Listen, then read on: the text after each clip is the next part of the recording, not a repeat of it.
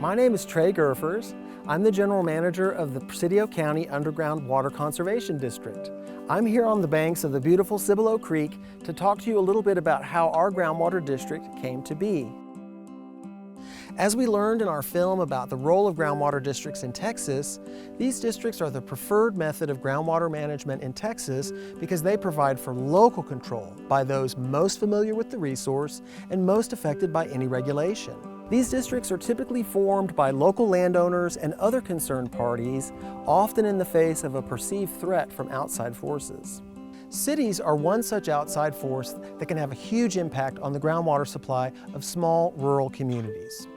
In arid West Texas and elsewhere, cities are increasingly exploring ways to meet the water demands of their growing populations through a practice known as water ranching.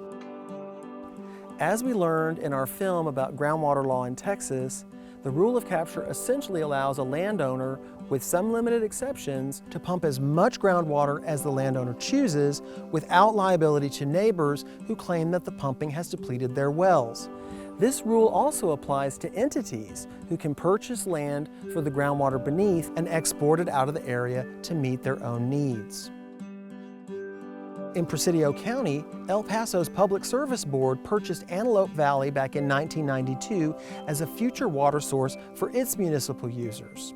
As news of El Paso's purchase began to spread, it became apparent that Presidio County needed to protect the groundwater by forming a local groundwater district. This was rightly perceived to be the only way for Presidio County to protect the water not just from El Paso, but from any outside entity powerful enough to take it. Officials and landowners then began meeting with their local legislator to form the Groundwater Conservation District. This process involves two steps. First, the legislator needed to craft what is known as enabling legislation, and this was passed by the legislature in May of 1993.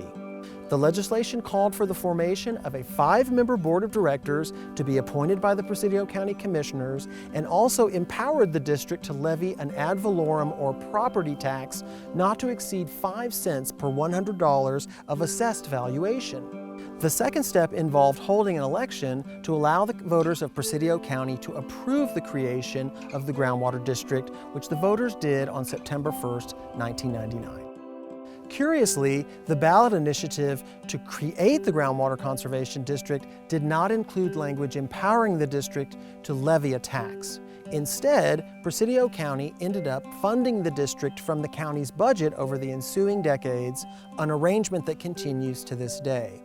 But it was recently determined that this arrangement is not legal because the district's enabling legislation provides it with the power to tax. In order to take care of this unfinished bit of business, the county is now going to hold an election on May 6th in order to allow the voters to approve the district's taxing authority. This will enable the district to function in accordance with the law and to protect the groundwater rights of all citizens against threats from outside forces.